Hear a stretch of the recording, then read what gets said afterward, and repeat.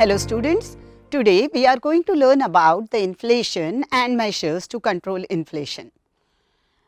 The term inflation is now familiar to all of us.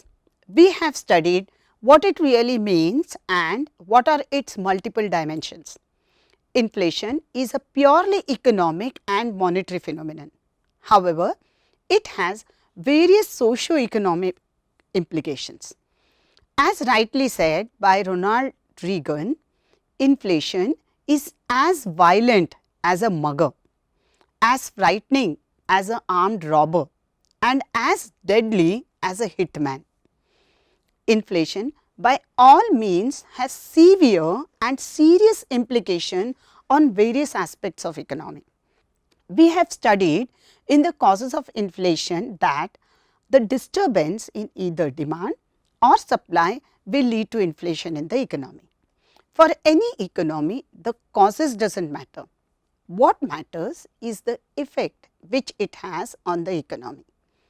Inflation leads to lots of restlessness in the society and thus has economic, political and social effects.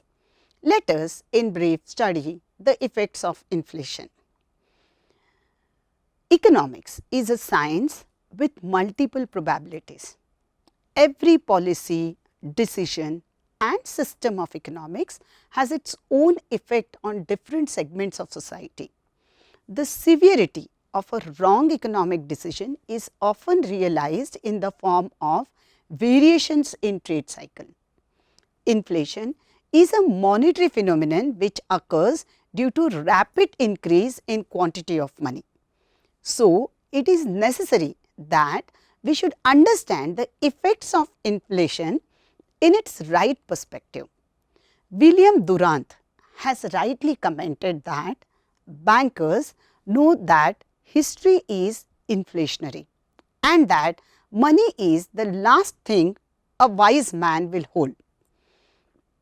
Inflation results in decline in the value of money, adversely affecting the purchasing power of the buyer. It makes every saving meaningless because the intrinsic value of money declines. As rightly quoted by Shelby Friedman, nowadays a penny saved is ridiculous. The various implications of inflation on different segments of society is worth understanding. Every financial crisis has its root in economic events. Inflation is no exception to this. It is one of the root causes of various economic and financial crises. It influences different segments of society in different ways. We often classify this effect of inflation in two categories. One is effect on production, second effect on distribution. Let us move to effect on production. Inflation influences various productive activities of the economy. Hyperinflation, that is very high rate of inflation, discourages every economic activity, thus affecting every kind of capital accumulation process. It gives a serious setback to the production cycle.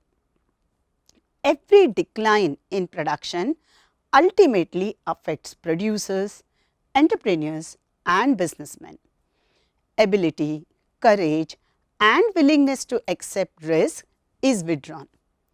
Everyone wants to reduce interest in economic activities. Furthermore, inflation results in serious depreciation of value of money. It forces foreign investors to withdraw money from the economy. The domestic investors turn nervous and thus the basic economic and industrial activities are reduced. Their place is taken by speculative activities. Inflation has an enormous strength to disrupt the smooth functioning of price mechanism. It develops a feeling of unrest, confusion and uncertainty in every corner and segment of the economy. The domestic currency loses its acceptance due to constantly diminishing value of currency. Volume of production is often adversely affected during inflation. On one hand, there is lack of capital formation. On the other hand, there is absence of saving. Due to this adverse effect on production, uncertainty in the market keeps on growing. Every producer and manufacturer finds it difficult to maintain production level. It also becomes difficult to accept new risk of any manner. The production system becomes highly unviable.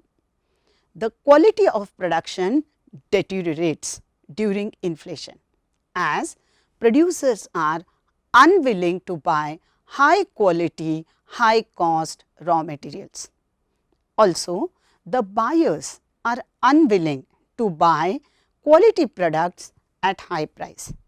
Thus, the demand for low quality, low price product increases. Hence, the importance of quality is somewhat lost. Let us move to effect on distribution. The distribution function of economy has great importance. It is not production which is prime mover of economic resources that alone brings wealth. Fair, equal and even distributions of wealth and resources is equally important aspect. The distribution function is adversely affected by inflation. Inflation often results in uneven distribution of wealth, causing injustice to every segment of the society. During inflationary situation, the value of money will decrease. The money returned by the debtor will be able to purchase less quantity of goods and services than before. As such, the creditors suffer a loss in a sense. Fixed income group, investors, salaried people and retired persons are very adversely affected during inflationary trends. They lose the value of money on one side and on the other their income remains constant. As such, the wealth distribution becomes very uneven and unfair for all these classes. The farmers also are very adversely affected due to rising inflation as the prices of farm products are fluctuating, thus affecting the demand of farm products and supply of inputs. During inflation, the cost of living is adversely affected. The proportionate rise in income is much lesser than the rise in inflation rate. Wage and salaried class of people as well as fixed income earning group constituting of pensioners, rentiers, bank deposit investors are the worst sufferers of inflation. It is rightly said that prices go up by lift while wages go up by steps. Fixed income earning investors lose heavily during inflation as the rate of inflation is much higher than increase in the interest rates. On the contrary, investors with variable interest rate may benefit from inflation because they have variable earnings. However, such investors are very small in number and thus the overall economy is put to loss. There are certain non-economic effects of inflation. They are first, social effects. Inflation has very adverse implications on the society. As such, everyone criticizes inflation as a social evil. Inflation makes rich people even richer and withdraws purchasing power from poor people. Thus, the gap between rich and poor widens. As a result of this, it results into social unrest and conflicts. Second, the moral effects. Inflation negatively implicates the morality of the people. For want of availability of required product at right price, people are forced to adopt corrupt ways of earnings. Inflation encourages black marketing, bribery, hoarding, adulteration and other speculative and corruptive activities in the society. Third, the political effects. Inflation also has an effect on the political system. During the time of inflation, political unrest is on rise. People are dissatisfied with the government and existing political system. Thus, inflation results in unrest, uncertainty and revolutionary responses. People start feeling that a change in government will change the scenario. Thus, unhealthy practices in politics arise. Students, after studying these effects, now let us move to the remedies or measures to curb inflation.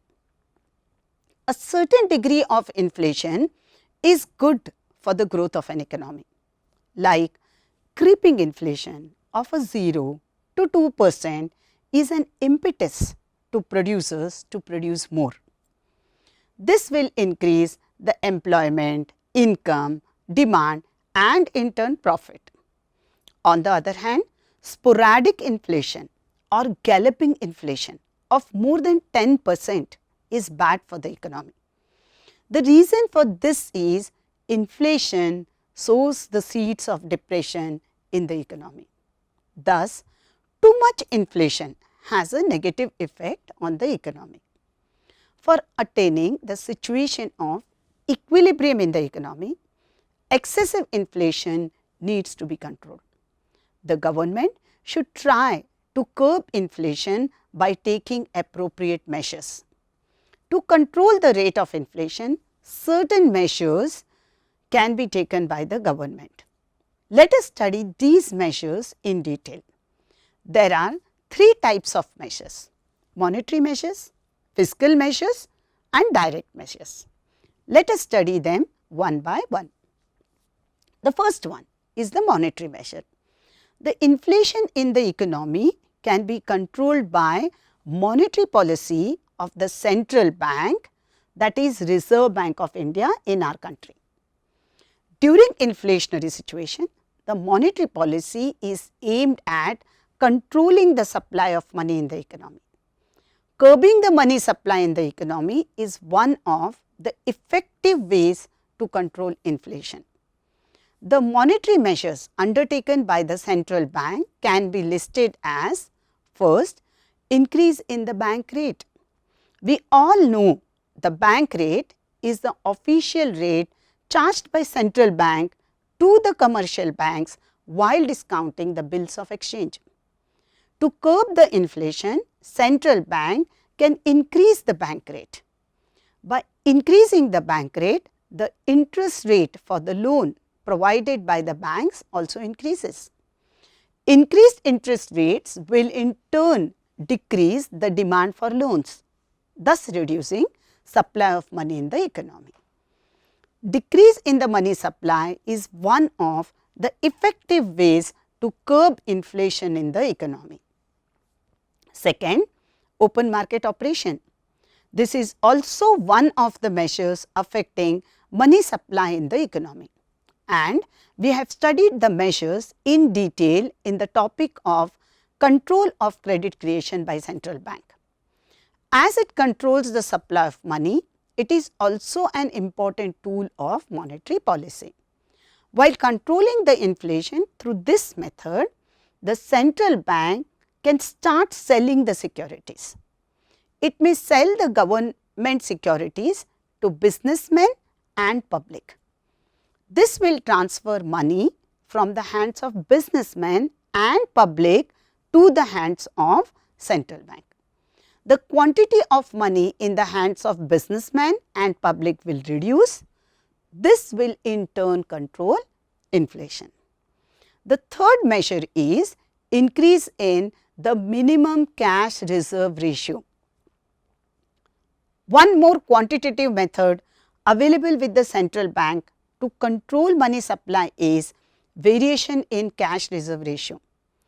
In order to curb inflation, the central bank may increase the minimum cash reserve ratio of the commercial banks, as a result of which the commercial banks will have to deposit more amount of cash with the central bank. This in turn will decrease the credit creation capacity of the commercial banks. Money supply in the economy will be reduced, and as a result of this, inflation will be brought under control. Fourth, decrease in the credit facility. Central bank can also use some qualitative or selective methods to control the money supply and in turn the inflation. For example, it can use regulation of consumer credit. If credit and installment facilities are given for the consumer durable goods such as televisions, cars, etc., then demand for such goods will tend to increase. To control inflation in such a situation, the central bank may increase the percentage of down payment and or decrease the maturity period of loans. This will make the loans inconvenient to the consumers. In turn, this will decrease the demand for such goods, and as a result of this, inflation will be controlled to some extent. Next, changes in the margin requirement of securities. The policy of central bank to provide less amount of loan than the value to the securities by commercial bank will definitely assist in curbing inflation. Thus, we have seen that if central bank uses measures to control money supply in the economy, it will be able to control the inflationary tendencies. Central bank, as the controller of the banking system and monetary system, can decide as to whether it wants to use only one of the above measures or in combination of all these measures. Now, let us move to the second measures of inflation, that is fiscal measures. The way central bank can control inflation and supply of money in the economy through qualitative and quantitative credit control methods. In the same way, government too can control economic activities. The policies used by the government in order to control and curb inflation in the economy are termed as fiscal policy or fiscal measures. The main two tools of fiscal policy are public expenditure and taxation policy. These measures can be used along with the monetary measures of central bank. Let us now understand some of these fiscal measures. The first one is increase in the rate of taxation. Increase in rates of taxes will decrease the disposable income of the people, and in turn the quantity of money in the hands of people of different sectors will reduce, and as a result inflation will be controlled. Second, balanced budget system. Developing sound and appropriate balanced budgeting system is one method to which government may resort to curb inflationary trends. A balanced budget reduces the gap between receipts and payments, controls improper economic decisions, and thus helps to bring the economy on right track. Third, decrease in the government expenditure. Government should try to reduce non-planned expenditure, avoid populist methods, and try to use funds for productive and socially beneficial projects. Decrease in the government expenditure will curb demand of public for various goods and services and will control the supply of money, ultimately controlling inflation in the economy. Next, encouraging saving. Saving is like a booster to the economy. It gives momentum to economic cycle as it helps in rapid capital accumulation. Government has to encourage saving and decrease consumption through different fiscal policies. Savings reduces purchasing powers in the hands of customers, thus reducing supply of money. This in turn controls inflation. Next, overvaluation of currency. If the domestic currency is overvalued, domestic goods will be expensive in the foreign markets.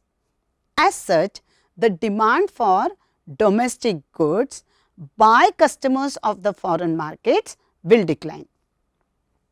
As a result of this, domestic goods will be available in the domestic market at lower price. Thus, overvaluation of currency is a method of controlling prices and inflation. Students, with these methods, government can affect either the public expenditure or the taxation and can control the inflation. In addition to monetary and fiscal policies, the government may also undertake some other types of direct measures to control inflation. Let us try to understand some of these direct measures. The first one is controlling wage rate. A high wage increases purchasing power in hands of people. Thus, demand for goods and services increases in the economy, giving a boost to inflationary trend. The government can control inflationary trend by determining an appropriate wage rate. The wages of workers should be determined on the basis of their productivity. Wage flexibility can be one of the ways to prevent inflation in the economy. But this measure can bring lots of social and economic restlessness in the economy and hence should be used intelligently without hampering the psychology of the labor force. The second one is increase in production of necessary goods. If production increases in the same proportion as the increase in quantity of money, then inflation will not arise in the economy. This is because supply increases along with the rise in demand. By increasing production, the government should encourage the production of essential commodities rather than production of luxury goods. This can be done by investment in infrastructure and removing other supply bottlenecks. This will increase supply of necessary goods in line with demand and inflation can be controlled. The third, direct control over prices. The government can control inflation by exercising direct control over increasing prices.